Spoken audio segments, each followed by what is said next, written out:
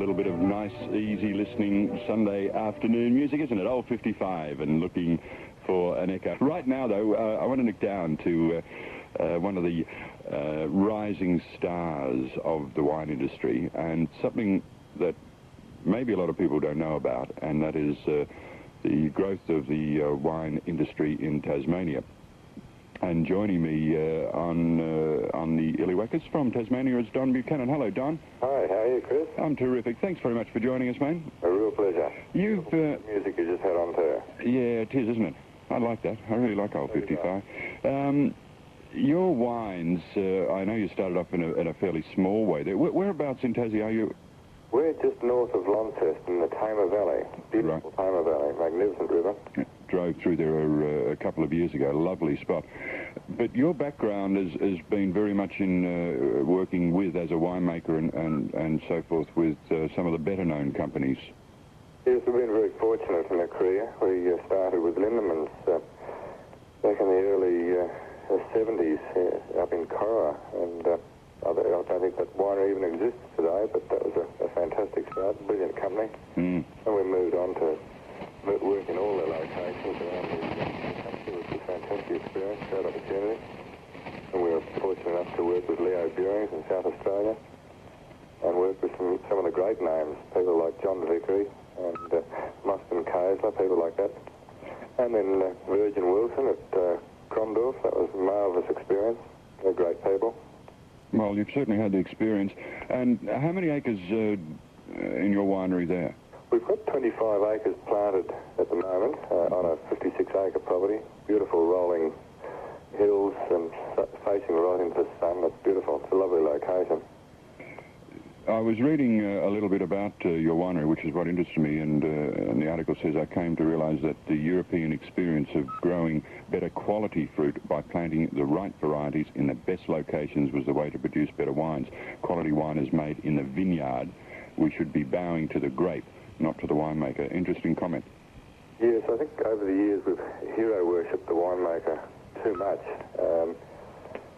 Not that we should detract from his job, but I think that we should be husbanding and just herding like a good shepherd the fruit that we're producing in the vineyard, not trying to fabricate or manufacture. And so that's what we've been trying to do here, is to grow the right fruit that is the basis of great wine, not just good wine, but great wine. I also noticed that you don't use bird scare guns, but you actually net all of your grapes. But we physically net the whole vineyard, that's right. And it's a removable net. We put it on every year and then take it away and store it and then replace it again the following year. I don't pretend to be a wine buff, and Don and Illiwackers normally aren't, but we drink what we like, and if it tastes okay, it's got to be good. That's the best judge of all wine. What's a nice wine? What's a nice wine out of your vineyard? Sorry. We're very pleased with our Rieslings. We've got a Riesling and a Chardonnay at the moment. We're very pleased with them, and we believe that other people are enjoying them too. That's, I guess, the mark of a good wine, isn't it? That if people are buying it, that's a good indication. We've only just started marketing in Melbourne fairly recently through Tootle Wines and Spirits as a wholesaler, which is great. But Crittenden's have been supporting us, and those particular wines are going very well. Yeah. Pinot Noir we're getting a good reputation for. So that's a great wine for today, I guess. A lovely summer afternoon with some pâtés and cheeses and sitting out in the patio and a nice glass of Pinot. What a great way to go. Escargot and venison. Oh, yeah. Sounds beautiful, doesn't it? Now, I don't know what the temperature is down in Tassie, mate. It's down to 23 here. It's up to 35 this morning, and it's dropped down to 23. There's not a cloud in the sky. Listen, just a thing that interests me, the mass wine growing areas of Sunraysia and the Riverland, where they mass produce wines, mass produce grapes, and under irrigation. You don't see too many fine wines coming out of those areas, do you? Those areas are producing technically very sound wines. Australia is a good producer of good wine. It doesn't mean that we have the greatest of wines, but our good wines are very good, if not great. we have a few great wines, and we're getting more and more of them from the cooler areas, the peninsula, of course, your own peninsula, and from Tasmania and the cooler Adelaide Hills. But areas like the Riverland tend to produce fruit that grows under fast-growing conditions. Now, you can make technically very good, sound wines, but not great wines. Yeah, I just recall that evidently non-irrigated vines tend to produce better crops.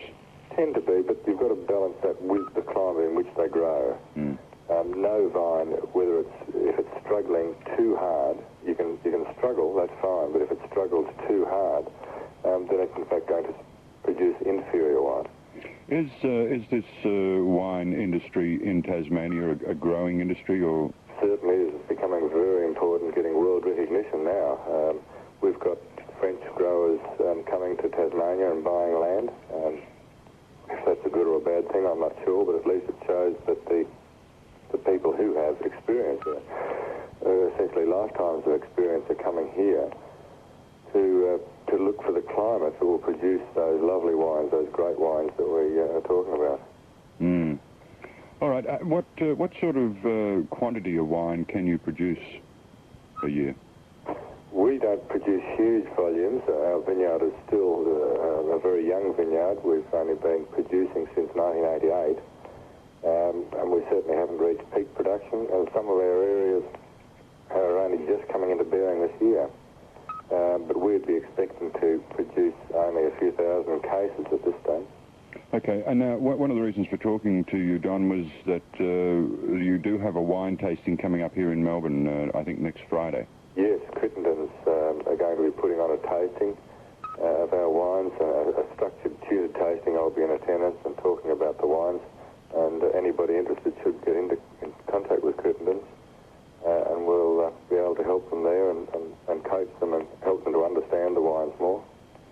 Yeah, I was also reading that your Chardonnay has been highly commended, highly recommended in a lot of areas, and but it says that it should be put down for 4 to 6 years. That's correct, yes.